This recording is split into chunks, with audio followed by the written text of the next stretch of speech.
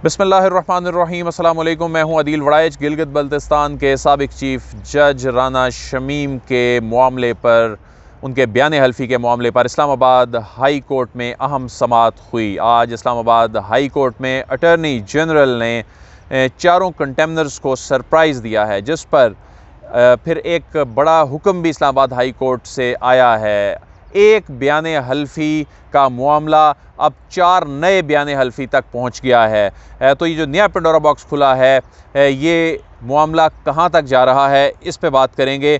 और आज जो राना शमीम साहब ने अपना असल बयान हल्फी जमा कराना था, उससे मुतल्लिक भी एक पेशरफ्त हुई है, वो आपके साथ शेयर करेंगे। आज जब इसकी समाअत शुरू हुई तो इसमें जस्टिस अतर मिनुल्लाह साहब ने ये कहा कि राना शमीम ख़ुद कहाँ हैं। तो अटॉर्नी जनरल जो हैं, उन्होंने कहा कि राना शमीम को ओरिजिनल बयान हल्फी जमा कराने के लिए एक और मौका दिया गया। पता नहीं वो आज ओरिजिनल बयान हल्फी जमा करवा रहे हैं या नहीं। तो चीफ जस्टिस अतर मिनुल्लाह साहब ने ये कहा कि एक दरख्वास्त आई है कि आपने देखी है।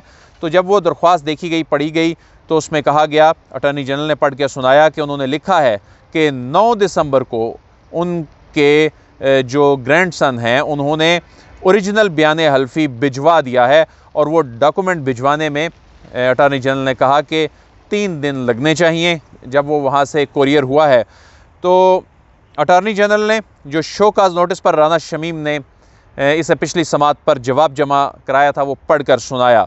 अटॉर्नी जनरल ने कहा कि राना शमीम ने कहा है कि अगर अदलिया की तौहीन मकसूद होती तो बयान हल्फी पाकिस्तान में रिकॉर्ड करवा कर मीडिया को देते। उन्होंने कहा कि राना शमीम ओरिजिनल बयान हल्फी ख़ुद लीक करने के अलावा दीगर ज़राए से लीक करने के खदशात ज़ाहिर कर रहे हैं। तो अटॉर्नी जनरल ने कहा कि ये केस फ़र्द जुर्म का बनता है, अदालत फ़र्द जुर्म आयद करने की तारीख़ मुकर्रर करे। उन्होंने कहा कि फ़र्द जुर्म आयद करने की कार्रवाई में मैं बतौर प्रोसिक्यूटर पेश होऊंगा।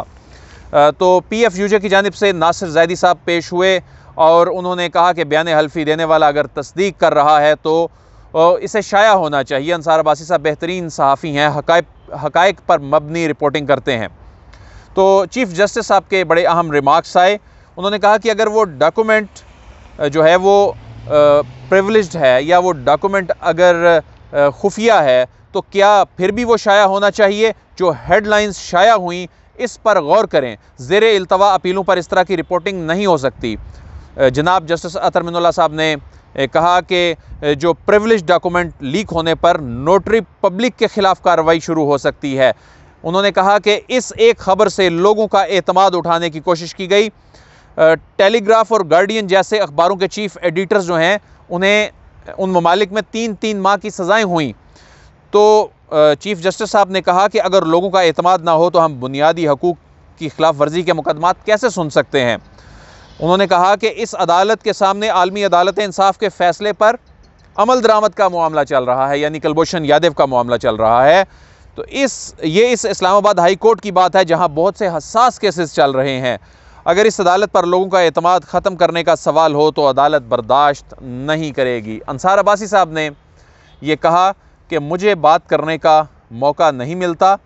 अंसार अब्बासी साहब ने कहा कि मैंने राना शमीम से मौक़िफ़ लिया तो उन्होंने इसके प्रिविलेज्ड होने की बात नहीं की। राना शमीम ने मुझे बयान हल्फी शाया करने से भी नहीं रोका। अब ये अंसार अब्बासी साहब की वो गुफ्तगू थी और जिस दौरान अटॉर्नी जनरल साहब ने वो सरप्राइज़ दिया, जिसके मैंने इस वीडियो के इंट्रो में बात की। तो जब अंसार अब्बासी साहब ने कहा कि क्योंकि इससे पहले जनाब चीफ जस्टिस साहब जो हैं, उन्होंने भी ये कहा और अटॉर्नी जनरल साहब ने भी जब राना शमीम का वो बयान पढ़ के सुनाया, तो ये चीज़ इस्टेब्लिश हुई कि राना शमीम तो ये कह रहे हैं कि ये एक प्रिविलेज्ड डॉक्यूमेंट है। ये डॉक्यूमेंट जो है ये इस तरह पब्लिक करने के लिए तो था ही नहीं। राना शमीम साहब ये कह रहे हैं कि ये तो उन्होंने लीक नहीं किया, तो वो सारी ज़िम्मेदारी शाया करने वालों पर डाल रहे थे, या वो खदशे का इजहार कर रहे थे कि ये तो नोटरी पब्लिक के पास भी एक कॉपी होती है। तो अब राना शमीम साहब जिस चीज़ की प्रोटेक्शन लेना चाह रहे थे या जिस चीज़ की वो शेल्टर लेना चाह रहे थे कि ये तो एक मेरी तो ज़िम्मेदारी इसलिए नहीं बनती कि जी ये एक प्रिविलेज्ड डॉक्यूमेंट है, ये डॉक्यूमेंट मैंने पब्लिक होने के लिए नहीं दिया था, तो उस पर आगे बड़ी अहम डेवलपमेंट हुई। तो जब अंसार अब्बासी साहब ने कहा कि राना शमीम ने मुझे बयान हल्फी शाया करने से भी नहीं रोका, چیف جسٹس صاحب نے کہا کہ بیان حلفی میں جس جج سے متعلق بات کی گئی وہ چھٹی پر تھے. آپ کی ایک ہیڈ لائن نے لوگوں کا ہائی کورٹ سے اعتماد اٹھایا. اس معاملے کو بین الاقوامی تناظر میں دیکھیں گے. تو اٹارنی جنرل صاحب نے کہا کہ رانا شمیم اور انصار عباسی کے موقف میں فرق ہے. اٹارنی جنرل خالد جاوید صاحب نے کہا کہ رانا شمیم کو بیان حلفی اور انصار عباسی و دیگر کو جوابی بیان حلفی جمع کرانے کا کہا جائے. یہ بڑی اہم ڈیولپمنٹ تھی اور یہ بات انہوں نے اس لیے کی. انہوں نے کہا کہ جنہیں توہین عدالت کے نوٹسز ملے ہیں وہ اپنا بیان حلفی جمع کرائیں کہ اصل معاملہ کیا ہے. اگر انصار عباسی یہ کہہ رہے ہیں کہ انہوں نے جب موقف لیا ان سے انصار عباسی صاحب نے تو انہوں نے پریویلیج ہونے کی بات نہیں کی اور انہوں نے یہ بھی کہا کہ انہوں نے مجھے شائع کرنے سے نہیں روکا, تو پھر تو ظاہر ہے یہ اس کے پریویلیجڈ ہونے پر سوالیہ نشان اٹھتا ہے. تو انہوں نے کہا ہے کہ انصار عباسی بھی بیان حلفی دیں. انہوں نے کہا کہ جو دیگر ایڈیٹر اور پبلشر ہیں وہ بھی پھر بیان حلفی دیں, اور انہوں نے کہا کہ رانا شمیم بھی بیان حلفی دیں. اور یہ ایک تجویز ایسی تجویز تھی جس پر پھر آج عدالت کی جانب سے حکم بھی سامنے آ گیا. اس پر جسٹس اطہر من اللہ صاحب نے کہا کہ عدالت آپ سے بیان حلفی کا سورس نہیں پوچھے گی.